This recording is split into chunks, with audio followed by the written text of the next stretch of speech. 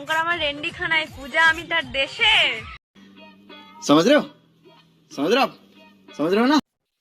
Hey guys, welcome back to my profile. আশা করি তোমরা সবাই ভালো আছো, আর যদি ভালো না থাকো তাহলে পুরো ভিডিওটা দেখো, মাইন্ড পুরো ফ্রেশ হয়ে যাবে।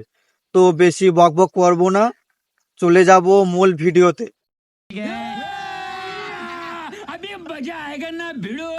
শুভঙ্কর আমার রেন্ডি খানায়, পূজা আমি তার দেশে। জানি শুভঙ্কর অনেক সবাইকে চুদছে, তবুও সে জিজ্ঞেস করে পূজা আমার কেমন আছে।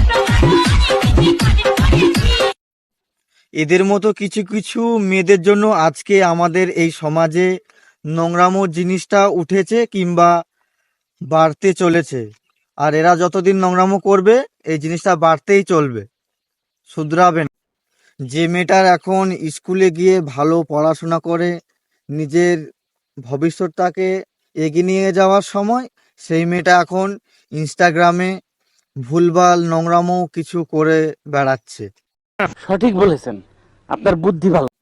মানছি বোন আমি যে তুই সোশ্যাল মিডিয়া থেকে কিছু করে দেখাতে চাস তোর পরিবারকে, কিন্তু ওইভাবে নোংরামো করে না, ভালোভাবে কর, ভদ্রভাবে কর।